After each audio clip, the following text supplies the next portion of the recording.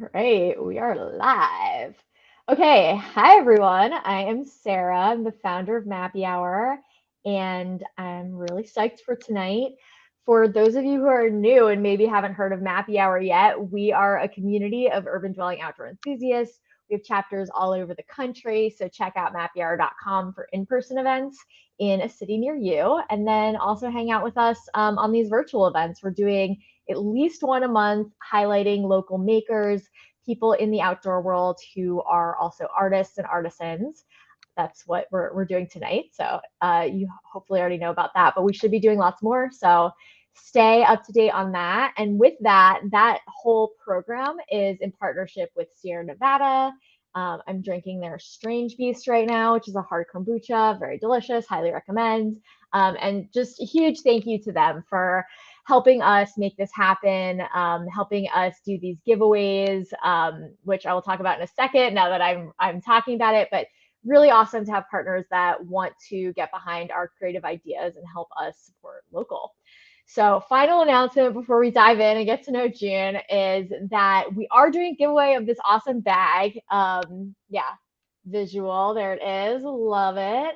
On our Instagram. So if you go to the Mappy Hour Instagram, super easy to enter, and the giveaway will be this Friday. So go enter if you want to be a potential winner. So with that, I'm so excited to have June joining us for our third Mappy Hour Maker Series event. And this one is in April specifically because it's Earth Month.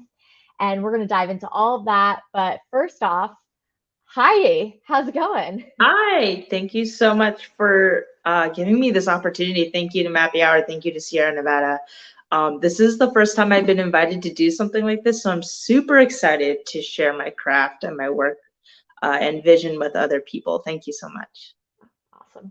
And I will say also for everyone watching live, if you have questions, just pop them in the chat and we will get to them. So all right, to get started, I want everyone to know I'm lucky because I already know you. You are the DC chapter leader, but everyone else watching doesn't yet. So I was thinking maybe a little like background on who you are and how you connect to the outdoors and to nature. So first question, like how do you think about nature and the outdoors and what role does it play in your life?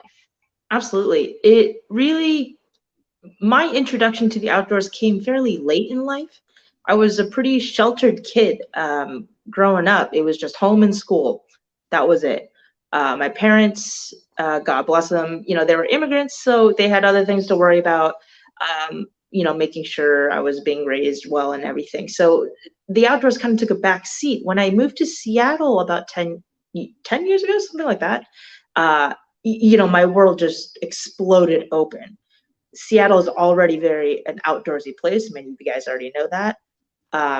And so once I finally got out there, I realized, wow, outside of my four walls, there's so much more. And that seems so obvious to say now, but kind of as like a young adult, that was just such a formative experience for me. So to answer your question, what is what is nature to me? It is really my first introduction to the world.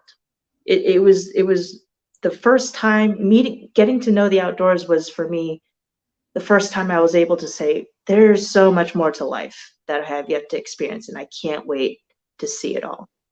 That's awesome. And so just so everyone knows, when we bring on new chapter leaders for Mappy Hour, there's actually an application process. And on your application, you dedicated the majority of it to talk about uh, your dedication and your interest in making sure that Mappy Hour DC was dedicated to sustainability and making the world a better place, specifically in terms of like how we can take action for climate. And I'm wondering, at what point did that come into your life, and how has it become such a core part of who you are and what you're trying to do with Mappy Hour and with your work? Yes. So I just talked about how, I got into the outdoors pretty late in life relatively. I'd say the first time sustainability really rooted itself in my brain was the first time I saw a piece of trash outdoors. my first glimpse of the outdoors was just this pristine, like, textbook pictured snow-capped mountains, lakes, evergreens. It was beautiful. And then I was hiking along the trail and I start seeing trash. And then the reality of that situation started sinking into me, like, oh, people aren't really treating this bounty as they should be. And of course I kept hiking. I spent more time outdoors, getting into camping, backpacking, bikepacking, etc. And every time I was out there, there was something that didn't belong, some sort of unwanted human made like trash pile or something that didn't belong there. So at the same time, I was learning how to sew in a production setting, in an industrial professional setting.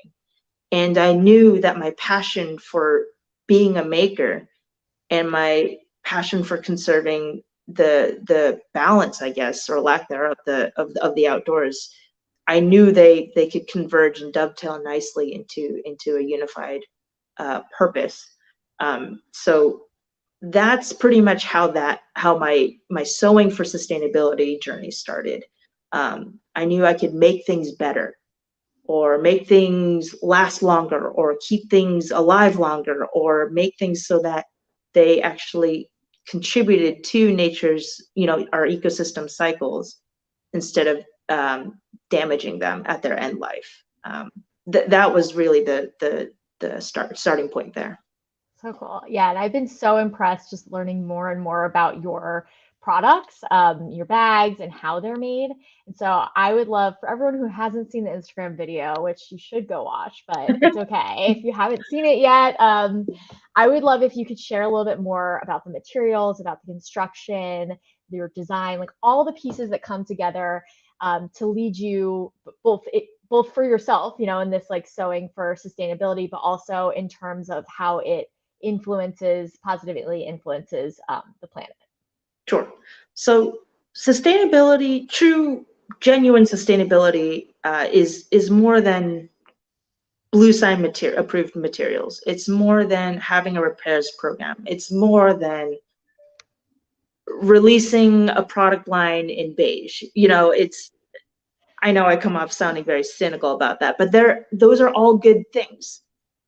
Tiny steps towards sustainability is good, but true sustainability is holistic. It needs to be looked at from all sides, from at all points of the production and management and design stages.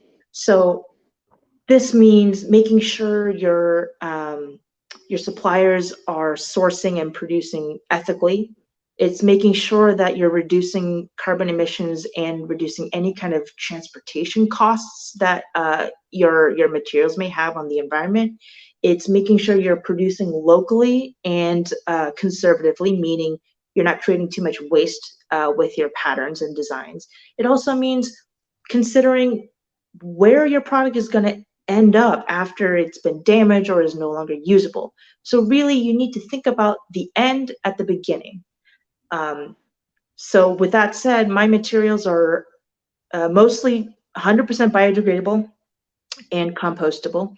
My textiles are from Rawganic. Huge shout out to them. They grow, process, weave, and sell all of their products either in the US, Canada, or in the EU, which is super impressive. It's just a large scale operation to grow and weave and distribute. That's huge. So I want to give them as much as my support as possible. Most of my my narrow goods, I guess you can call them, the webbing, the straps, the binding, those textiles all come from Rawganic. I only get my cotton thread from a different supplier, but they're called Organic Cotton Plus. They're also super good and super transparent about where they get their stuff, how it's dyed, etc. Apart from that, my hardware is all steel or aluminum hardware. And it's all milled in the US. So, get more relatively local as opposed to shipping it from across seas. And it's steel. For those of you guys who don't know, steel and aluminum are infinitely recyclable metals, which is awesome.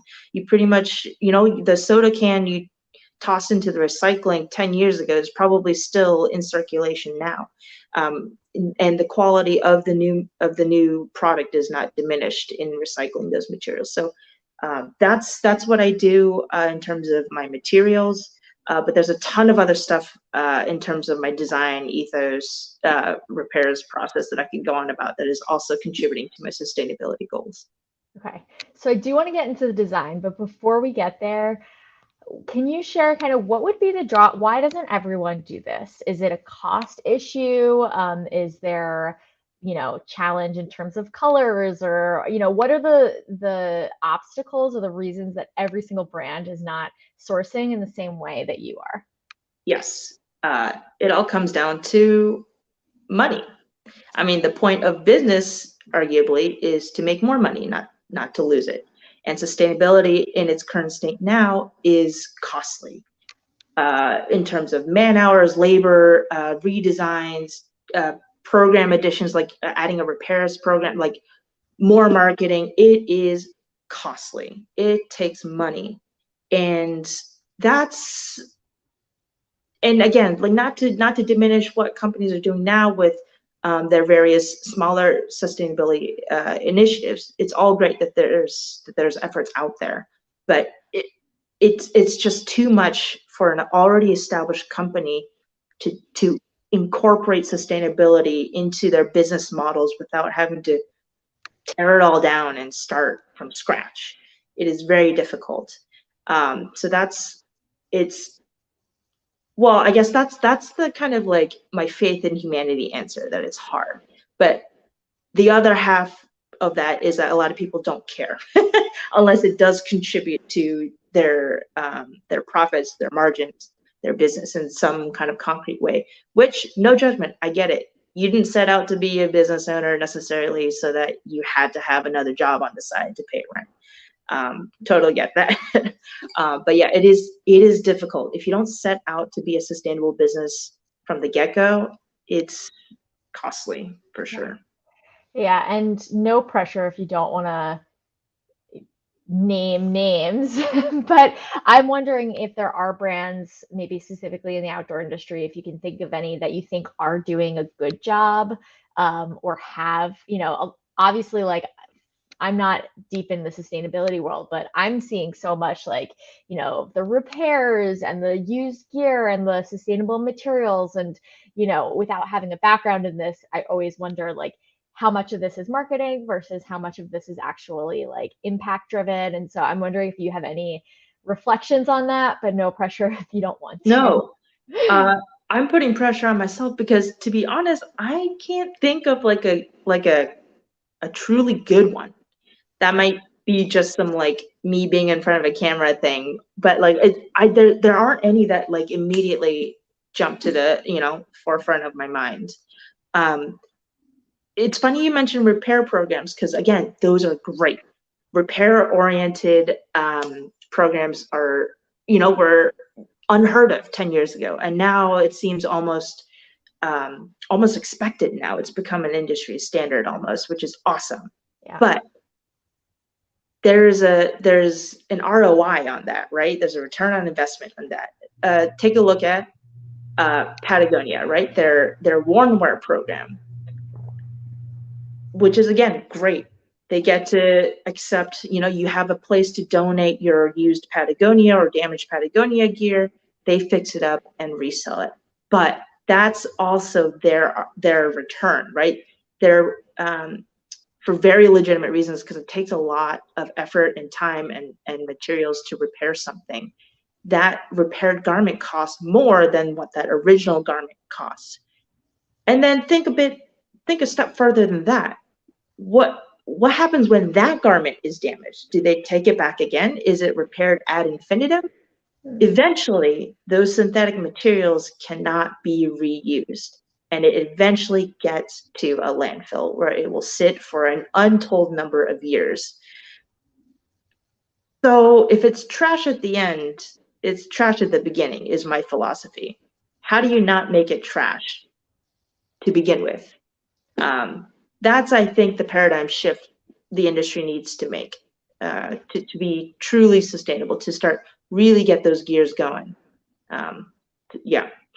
Awesome. Yeah. So like awesome to keep it out of the landfill short term, but how do you keep it out of landfill Yes, long term too? exactly.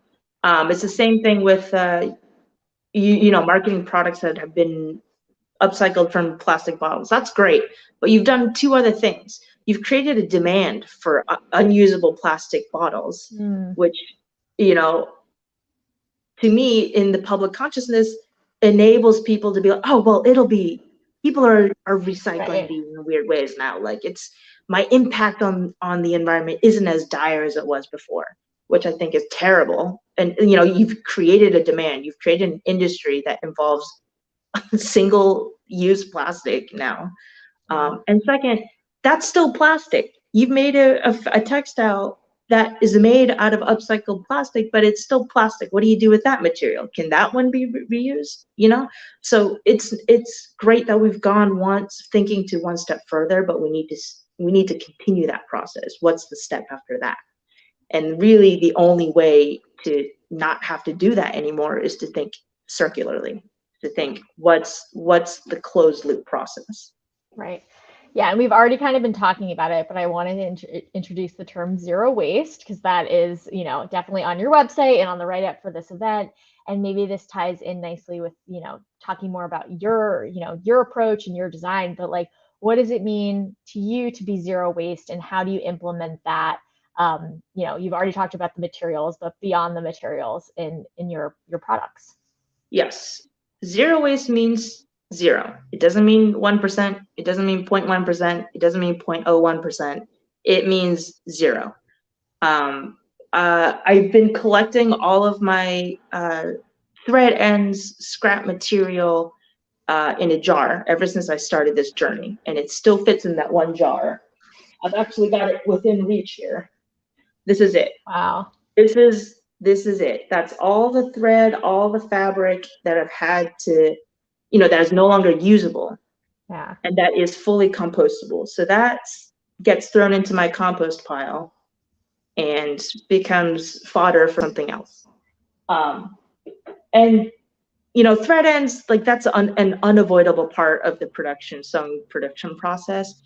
Fabric waste is not completely, almost completely avoidable. You may need to trim some edges to straighten them out, which is the textile you see in that jar. But other than that, I've purposefully made my patterns so that each measurement is an easily dividable part of the fabric I get. And not all fabric is given to you in the same size. If you've actually, bought fabric, you'll see like maybe 56 to 60 inches wide. Well, it's like, okay, that's 4 inches of how many yards of fabric? That ends up being a lot. So what do you do with that? So there's a ton of considerations, and that's why true zero waste is so difficult. If you're not using compostable materials, if you're using anything synthetic, you've already lost that game. You can't claim to be zero waste. If you've got tons of scraps, that's already zero waste. So you can try to piece those scraps together, but you're not going to be able to fit all of them. I mean, I promise you, I've tried. It's difficult. So zero waste is I feel like a Herculean task, and that's the kind of effort we need to save this planet. So that's what I attempt to do. Yeah, and I feel like there's kind of two pieces of what you're doing. There's the actual production of the bags and then the storytelling behind all of it, right? Like every time someone looks at your site or your Instagram or buys one of your bags, they're learning what zero waste is and hopefully thinking more about their lives and the Yeah. ways that they shop and the people that they shop with. Mm-hmm. So yeah, to that end, I know you just did like a redesign of your website. And so it'd be great to hear like what the vision is for, oh my gosh, I'm just realizing we haven't said the name of your company, which is Unmarked Gear. So yeah, can you talk about, obviously talked about the zero waste part, but like, what's the vision? What are you working on? What is this next phase of Unmarked Gear going to look like? Yes. So Unmarked Gear, as you said, is my company name. That is just kind of the umbrella brand name that I include all of my projects, sustainability related projects under. Right now, I'm looking to expand more into on-bike bags. I've done extensive research, and right now I'm at basket making. Um, Willow is I guess traditionally in the Western world, the material used for weaving baskets, weaving. I mean, really, so many different things. So I've got 20 pounds of willow sitting just beyond the camera right now that I need to soak and teach myself how to weave. But yes, it provides structure. It's growable in the U.S., super local. It's harvestable sustainably. You can cut willow down, and it'll regrow from the main stem. Um, it's compostable at its end life. I mean, there's really nothing bad you can say about it. And who doesn't love sitting for a few hours and weaving a basket? So that's the next stage. In the background of all of that, I've been working on an apparel line. Apparel is crazy. Kudos to all of you apparel makers out there. So many curves, so many like measurements. It's really wild. And to make zero waste clothing, I mean, it seems like an impossible task, but I'm tackling it anyway because, I mean, who doesn't wear clothing, right? Right. So I really want to make as many parts of my life zero waste and sustainable as possible. Bags and clothes are, mundane parts of, most everyone's life, and if I can make those parts sustainable and available to everyone, then I think I've done a good job. So those are the background projects right now. I love it. I love the basket weaving. That's awesome. Yeah, we'll see how it goes. How did you learn are you completely self-taught? Like did you grow up sewing? Like how did you get into the actual like physical Yeah. making part? So I feel like most people I've met have that story. Like when I was 5, my grandma sat Right. me down and taught me how to sew. And my grandmother did sew professionally, but I didn't learn how to sew again until almost all the way through college. I just took a sewing class, and they just told me like this is the on button and like this is the needle, like very basic things. But I didn't really get into sewing until honestly maybe only about 7 years ago. So not actually that long ago. It feels like a lifetime. But I was hired as a customer service representative at a gear repair facility in Seattle, Washington. It's called Rainy Pass Repair. I didn't know how to sew again, really, but there were sewing machines everywhere. And every day I would go in eventually for a year and a half. I'd ask them, like, please teach me how to do the repairs. I want to know, like, what these guys over here are doing.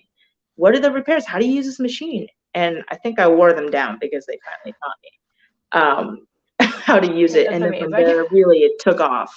Yeah. Um, I was obsessed with bags, like as a kid. I'd like switch my purse out every day because I was like, there's a better way I could organize this, or whatever. And then once I learned how to sew, like I was really able to enable that curiosity and just try stuff out. So I was taught to use a sewing machine, but I didn't really I think I was like too proud to like actually learn the correct way how to sew like a bag or like a this or that. So I made a ton of mistakes, but those are great ways to learn your lesson, is to learn the hard way.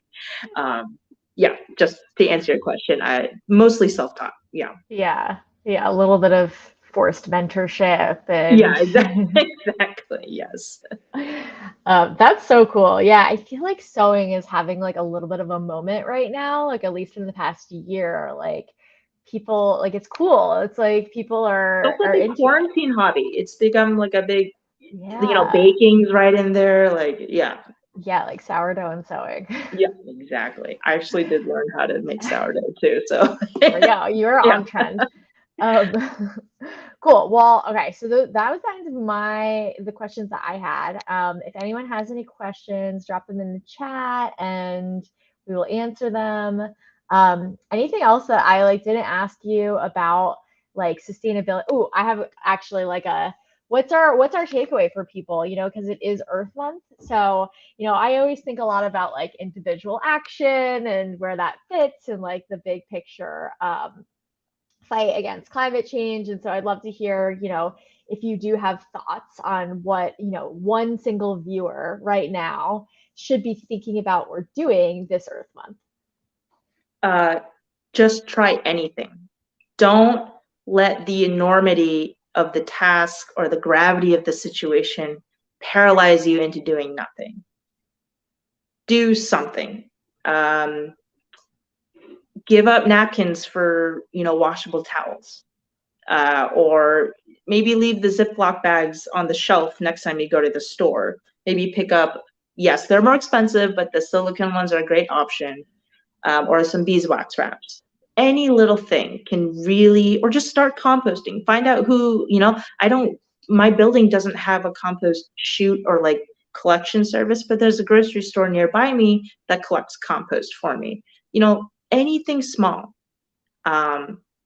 will start that snowball. I mean, it's kind of like, this is a weird analogy, but it's kind of like when you're too lazy to clean and you just force yourself to do like put one thing away, and then all of a sudden you're in a mood to like get the rest of your place together. That's what that is. It's daunting to look at, or to think about, how do I be sustainable? Like, where do I even begin?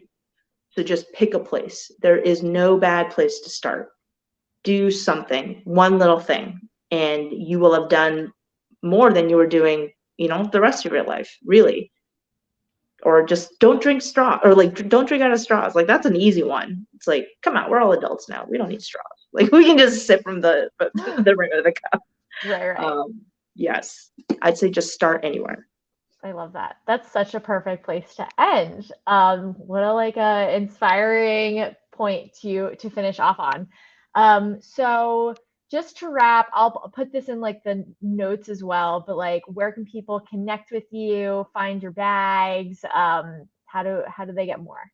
Yeah, so you can visit my website at unmarkedgear.com, or you can visit my Instagram at unmarked_gear. That's where I'll usually put up like the latest updates, or just like, it's kind of like my scrapbook place. But yeah, those are great ways to connect with me. Shoot me anything that you're thinking about. If you want to just chat more about sustainability, about fabrics, about bike packing, whatever you want. Or, because I'm also the DC chapter leader, you can catch me at any of the Mappy Hour DC events, because I'm the one planning them and I'll be there. Perfect. I love it. Let's end with a little Mappy Hour plug. Absolutely, yes. Cool. Well, thank you for being here. Really appreciate it. And thanks to everyone who tuned in and, is trying to take those little steps to live more sustainably, because, it is overwhelming. So, Yes. Happy Earth Month, happy Earth Day. yeah. It's also bike month. So those are two great, very related things. Save on the emissions, save on your frustration, save on the commute time, or the Save on commute gas money. parking. Yeah, exactly that. And just take your bike out. Yes, love that. We love bikes. All right. Good night, everyone. Thank you so much. Thank